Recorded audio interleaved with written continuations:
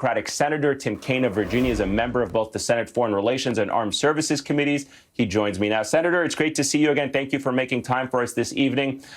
Sir, you're privileged to a lot more information than I certainly am. You see things differently than I do. Are we in a proxy war with Russia right now, and how should Americans think about our involvement in that war? Ayman, we're not in a war with Russia. We have no designs on Russia. We wouldn't have invaded Russia. Putin is lying about all of this. But we do want to protect Ukraine, a sovereign democracy, from an illegal invasion conducted by a war criminal. And so we and our allies, not just NATO allies, but democracies that care about the rule of law, are trying to help Ukraine repel this invasion and maintain their sovereignty. And if Russia pulls out, then we're happy and they can go figure it out within Russia themselves. But we're in this to stop an illegal invasion.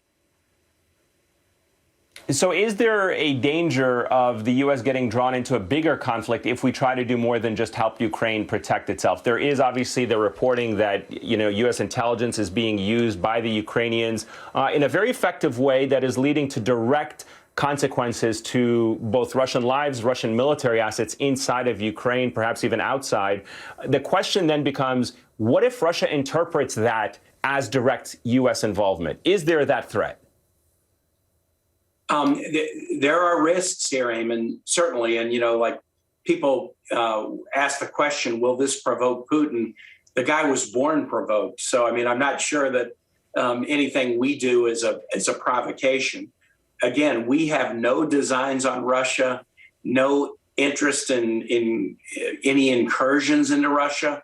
You guys run your own country and do what you want.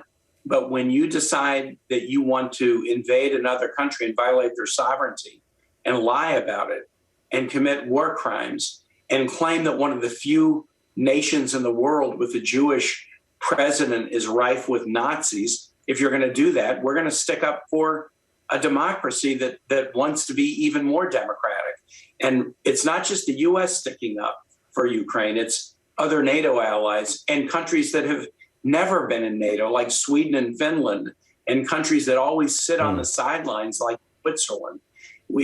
Many nations are realizing that the Russian illegal invasion and the war crimes they're committing have to have a deep and consequential response.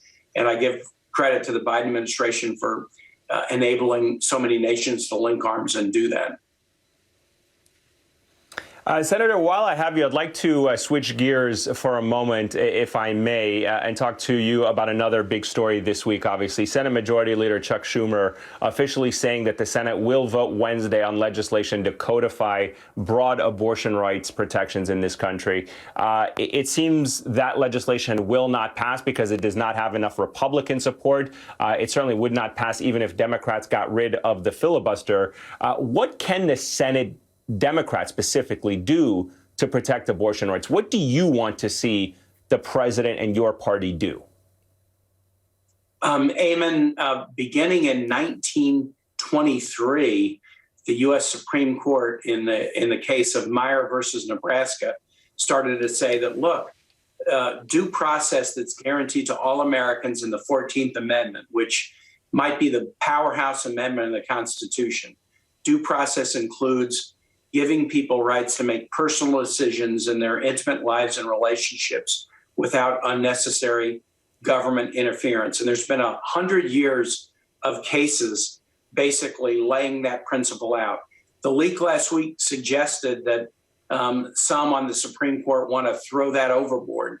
But in Congress, we shouldn't throw it overboard because a century of Americans have grown more and more accustomed to living their lives, making personal decisions about relationships, pregnancy, reproduction, who they're going to marry, who they can have relationships with without government needlessly intruding.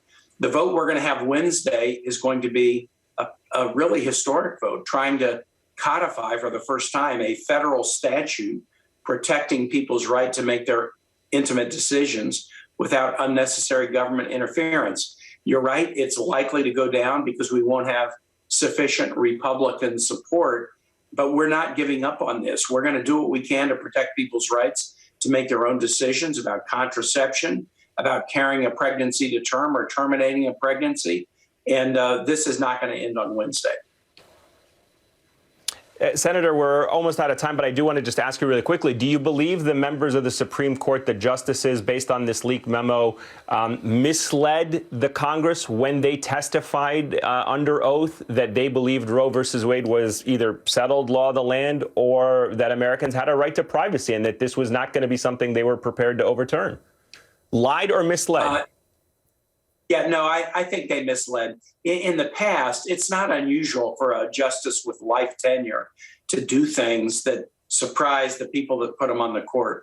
But I think what we're seeing now is a little bit different.